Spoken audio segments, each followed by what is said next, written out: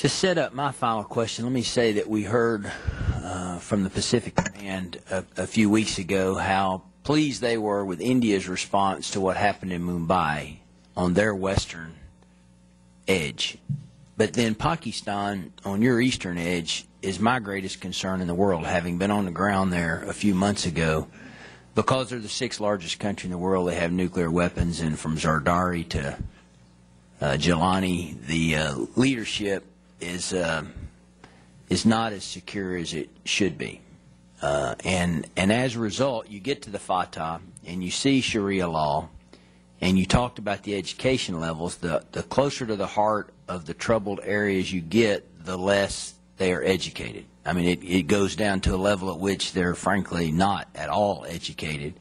So knowing your capabilities and your success, and I think I'm reading clearly what our Commander-in-Chief desires, I believe you can win in Afghanistan, but what concerns me is the Fatah and how in the world you ever leave that situation secure enough that, speaking of fragile and reversible, you would not invest this kind of commitment in Afghanistan and ultimately have to leave it even more fragile and reversible. And I know that's a $64,000 question, but that's my last one.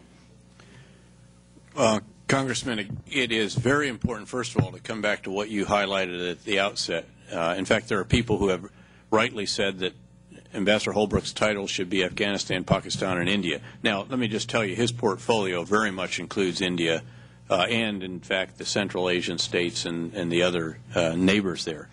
But it is very important to reduce the tensions between India and Pakistan so that, again, Pakistan can both intellectually and physically focus on the most pressing threat to their existence, which, again, is the internal extremist threat rather than the traditional threat of India.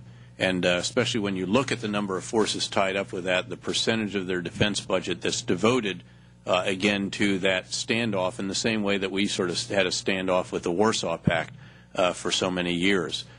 India did indeed show impressive restraint in the wake of the Mumbai attacks. I mean, that was a 9/11 moment for them, and in fact, they did not ratchet up the tensions, and in fact, I think many observers correctly assess that they played a very constructive role in avoiding a further increase in tensions that might have been understandable, in fact, given the death inflicted on their innocent civilians in their financial capital.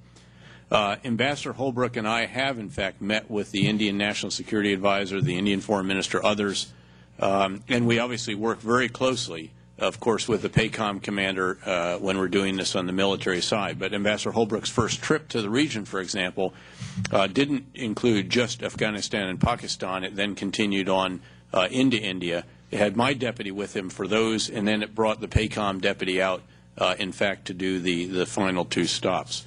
So we worked that very hard. But we should observe that the Lashkar-e-Taiba, the group, LET, that carried out the Mumbai attacks, again, we think they're trying to do more damage, and they are trying to carry out additional attacks.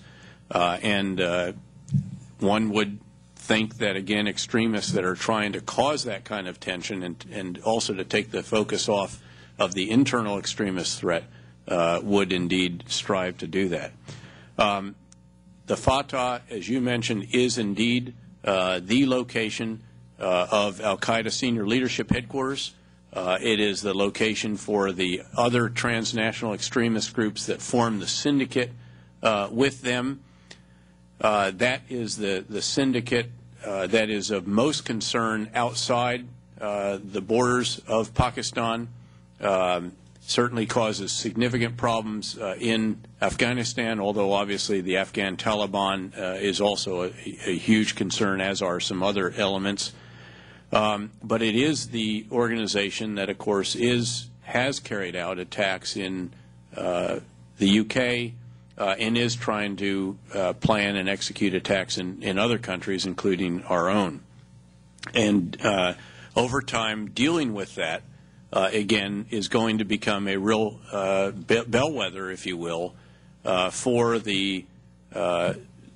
not just the capacity and capability of the Pakistani forces, but also, frankly, the seriousness of the overall effort, focusing on the internal extremist challenge that they face and that we all face.